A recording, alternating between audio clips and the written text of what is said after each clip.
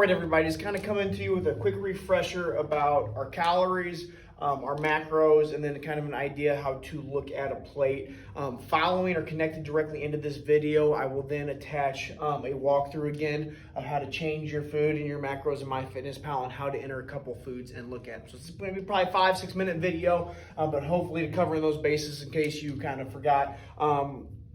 As we had that orientation. So right up here, I just have written up the calories we have, the distribution that we'll have for your macros, and then ideally what you should think about when you look at a plate. Now again, we walked through it during orientation. We gave you 1,400 calories, which again, with the backside of this video, I'm gonna show you how to change all that again. But if I have 1,400 calories, your percentage is going to be 25% carbs, 40% protein, and 35% fat. You'll change those in MyFitnessPals, but if you see I have circled here, that allows me 88 grams of carbs a day, 140 grams of protein a day, and 54 grams of fat a day. These are my max numbers. So don't be super concerned with hitting these on the dot. This is your max number, so if you're here or below, you're fine. Now, don't get me wrong, you're gonna have days you do a couple grams over. As long as we're not exceeding, 10, 15 grams each day over, you're gonna be fine as well. We kind of have a window there, but again, you should be looking at these as your max numbers. Now remember, week by week, all these numbers are gonna change. Your calories are gonna change, your percentages are gonna change as long as you change. As long as we see you're compliant or we see that weight loss is coming into play, or you're doing good with that muscle maintenance plan, whichever plan you're on. So again, these are always going to be shifting. That's why it's gonna be good to know on MyFitnessPal, the backside, how to fix those, which we were gonna show you that screen video. Now, with this, when I sit down and look at foods, I don't look at a plate of overall what kind of foods. I look at where's my protein at, where's my fat at, and where's my carbohydrates come from. Now, I'll give you guys a quick little tip and what I try to do myself, what I feel best with. I keep the good amount of carbohydrates, which is going to contradict a lot of people prior. A good amount of the carbohydrates I eat are either directly after a workout or at my last meal that I'm going to have for that day. A lot of people are scared to have carbohydrates more towards the evening. I actually prefer it as long as we don't have them piled throughout the entire day. The ideal one is carbohydrates close or directly after a workout. Replace our glycogen storage, which is technically a sugar that our muscle has to have and needs. So it's good to kind of have some kind of carbohydrate sometime after the workout. So I just time that. My body absorbs it real well. And then my last meal of the day, if I have carbohydrates left over, which I typically save for my last meal, because the idea is there's an insulin spike when we have carbohydrates.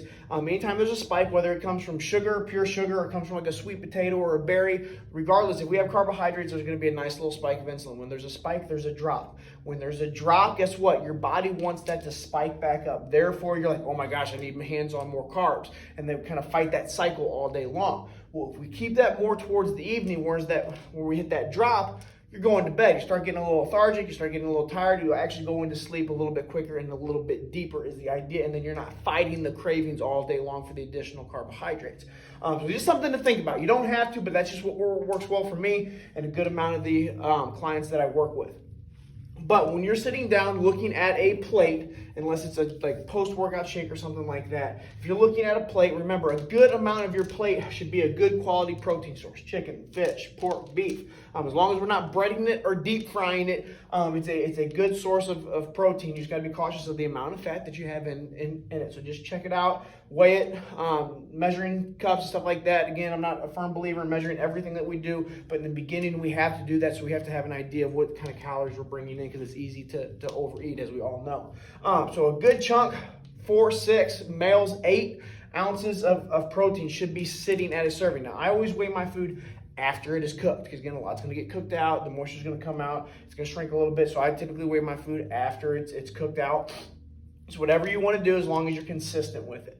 So I'll sit there and I'll shoot for about 8 ounces of a protein, and then I look at a vegetable. I don't sit there and go looking for a carb, I look for a quality vegetable. So I keep things very simple. Again, I may cook up 8 ounces of chicken breast. So 8 ounces of chicken breast, if you look at that chart, that's a lean protein. So where am I going to get my fat from when I sit down at a meal? Well, if you look at that chart, I'm a big fan of Kerrygold, grass-fed butter. Now, there's two different worlds between Country Crock or traditional butter and Kerrygold. Kerrygold is a grass-fed butter that comes from a healthy cow. Therefore, your omega-3s are high, omega-6s are low, unlike traditional butter. So it's a big world. A lot of people are afraid of butter. Quality butter is a good fat. Coconut oil is a good fat. Avocados or avocado oil is a good fat.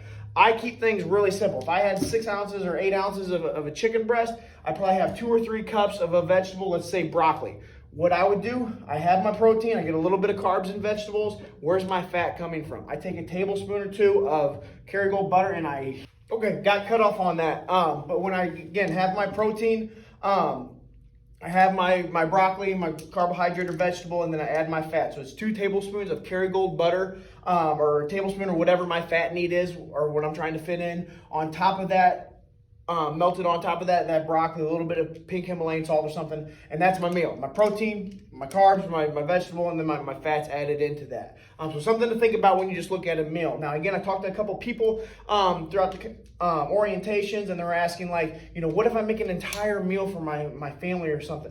The idea is just get close, guys. We want to get the numbers down, but they don't have to be exact all the time. We need a ballpark, it's just an idea, and then that's a good way of monitoring it. So, like, say you make for the family of, being random here, beef stroganoff, okay? You don't have to sit there. You can if you want. You don't have to sit there and add up the serving size and every single ingredient and measurement that you put in that entire concoction of beef stroganoff and then divide it into serving sizes so you can sit there and be exact to the dot.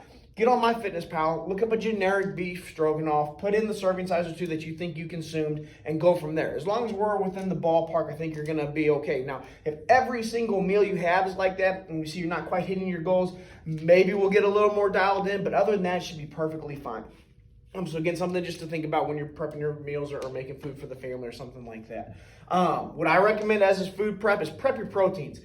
Proteins take the longest to cook. Frozen vegetables are fantastic, and it's easy to add additional fats. You can always do a salad with a quality dressing of some sort. You can have a protein that you cook back up a piece of chicken or reheat a piece of beef or something like that, and have it like a side salad with it, or add those frozen cauliflower rice, stir fry, something like that with some avocado oil or extra virgin olive oil stir fried into it. Something like that is simple. So keep your proteins prepped, add your vegetables as you go, and then again, if you have those full-on meals for the entire family, which I know a lot of you do, just try to find the closest possible one. Hopefully that gives you an idea. Again, we're going to continue coaching you through these couple of weeks, give you ideas of meals that you can measure. And following this video, guys, we'll go ahead and attach it to a second video because this one's getting long, how to get those macros. All right.